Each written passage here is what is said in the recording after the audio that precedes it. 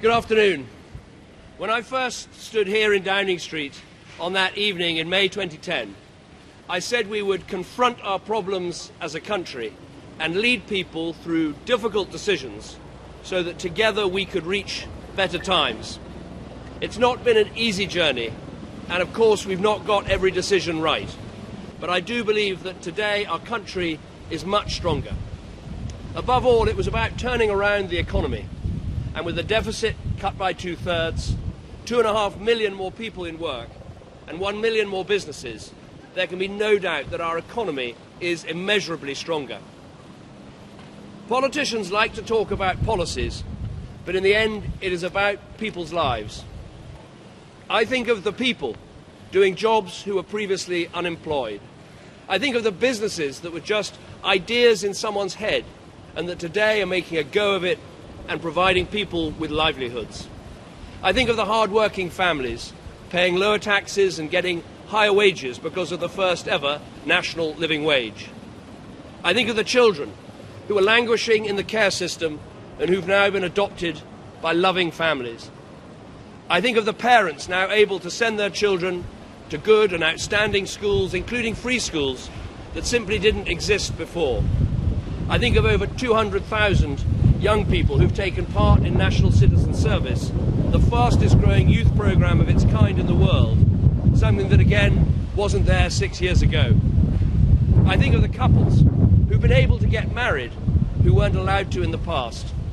And I think of the people on the other side of the world who wouldn't have had clean drinking water, the chance to go to school, or even be alive, were it not for our decision to keep our aid promises to the poorest people and the poorest countries in our world. And we've used our stronger economy to invest in our health service. When I walked in there, there were 18,000 people waiting over a year for their operation. Today, it's just 800. Too many, still too long, but our NHS is a national treasure and one whose staff perform miracles, as I've seen, every day. And we've strengthened our nation's defences, with submarines, destroyers and frigates and soon aircraft carriers rolling out of our shipyards to keep our country safe in a dangerous world. These are the choices and the changes that we've made. And I want to thank everyone who's given so much support to me personally over these years. The incredible team at Number 10, the civil servants whose professionalism and impartiality is one of our country's greatest strengths, and my political advisers, some of whom have been with me since the day I stood for my party's leadership 11 years ago. I want to thank my children, Nancy, Elwyn and Florence, for whom Downing Street has been a lovely home over these last 6 years. They sometimes kick the red boxes full of work. Florence, you once climbed into one before a foreign trip and said, "Take me with you." Well, no more boxes. And above all, I want to thank Samantha, the love of my life. You have kept me vaguely sane, and as well as being an amazing wife, mother and businesswoman, you have done something every week in that building behind me to celebrate the best of voluntary service in our country. We will shortly be heading to Buckingham Palace to see Her Majesty the Queen, where I'll tender my resignation as Prime Minister, and I would advise Her Majesty to invite Theresa May to form a new administration. I'm delighted that for the second time in British history, the new Prime Minister will be a woman, and once again a Conservative. I believe Theresa will provide strong and stable leadership in fulfilling the Conservative manifesto on which we were elected, and I wish her well in negotiating the best possible terms for Britain's exit from the European Union. Let me finish by saying this. The spirit of service is one of this country's most remarkable qualities.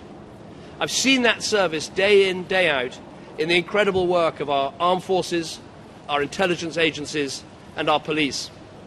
It is something I always knew, but as Prime Minister you see it so directly that it blows you away. And of course, writing those heartbreaking letters to the families who've lost loved ones is a poignant reminder of the profound scale of what these men and women give for us in the defence of our freedoms and our way of life. We must never forget that.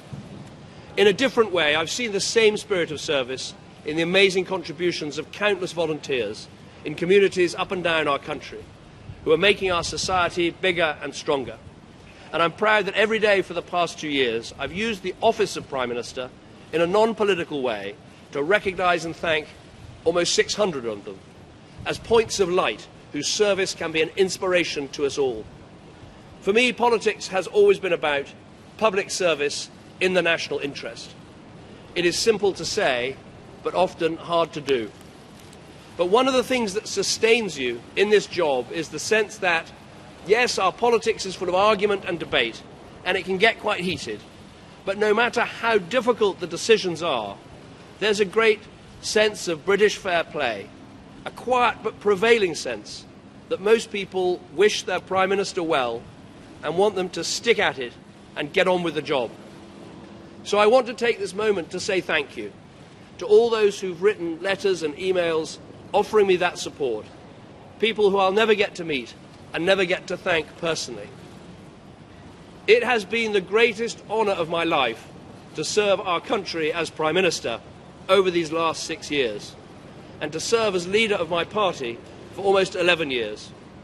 And as we leave for the last time, my only wish is continued success for this great country that I love so very much.